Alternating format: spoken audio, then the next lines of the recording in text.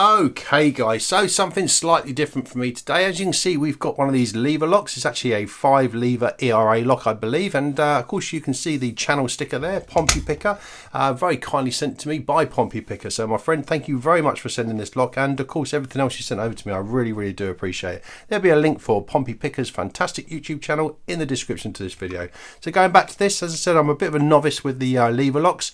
I do know this has got 5 levers, and I do believe it's got false notches in as well, but I don't have a key for it. But I do have the fantastic 5 and 7 gauge curtain pick set from Chris Evans, and as you can see, absolutely fantastically well made. It's got the V-groove channel there as well, which makes it very easy to kind of slip off the tensioner when you're trying to get around those low level levers. But listen, what we need to do, we need to get this in the vise, put the what I've learned, and put the pick into practice and see if we can get this open in a good time.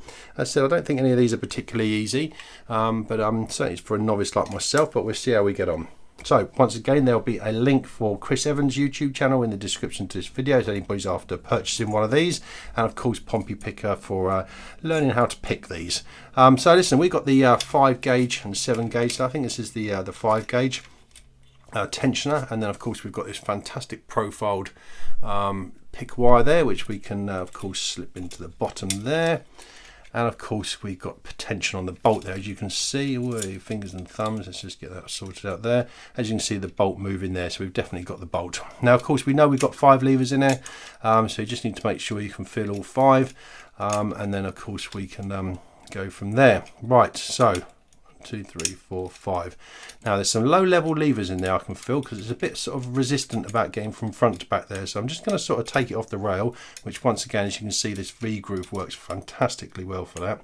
And we're just going to go through and just nudge everything up a little bit, just about 1 millimeter or so, and then it will give us better access to all 5 levers. Okay, so as we can see now, obviously we can get from front to back. So once again, I'm going to continue this little nudging up there. I'm just going to nudge everything up about 2 millimeters and see where we go from there. Okay, nice little click out of 3 there. Let's just get to 5, 4, 3, 2. Oh, nice little click out of 2. Nothing out of 1. 5, 4, 3. I might have overset 3. And 1.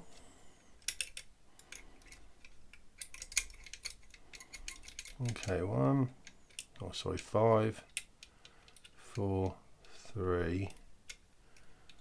That's 1. All went a bit springy then. Let's have another go. That's it. It's all a learning curve. Okay, let's just get these up a little bit there. Okay, so 5, 4's binding, 3, 2, and 1. Back to the back again. 5. Got a nice little click out of 4. Nice little click out of 3 that time. 2's there. Just going to get directly on 2 there. That's 1.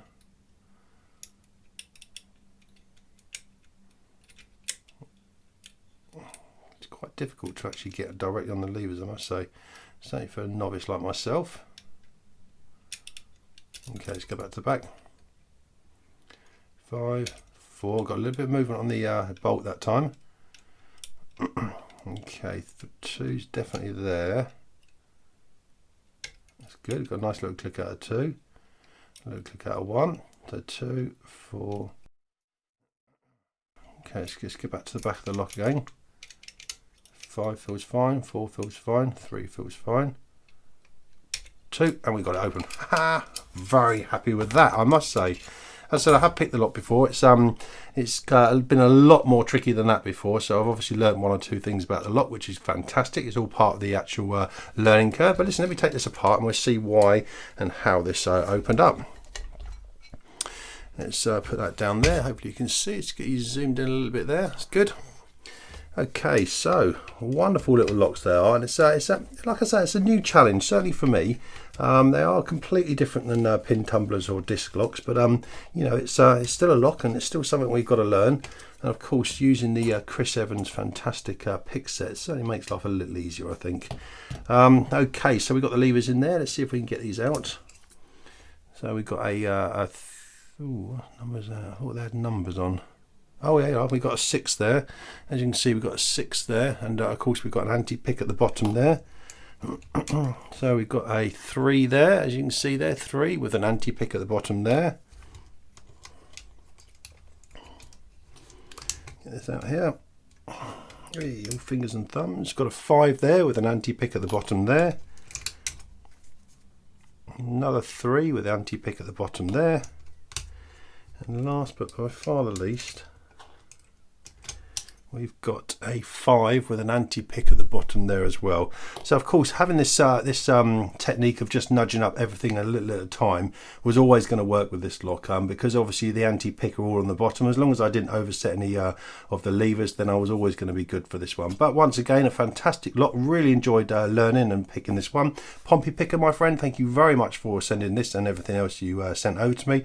Chris Evans, what a fantastic tool that is. I really do appreciate you making this, and of course if anybody's interested in buying one, pop across to Chris Evans, because I'm sure he'll gladly get them made for you. I think they run at about £150, just so you know, but they're worth absolutely every penny. Listen guys, thanks ever so much for your time, and of course please subscribe, and of course I'll catch up with you again very shortly. Cheers guys.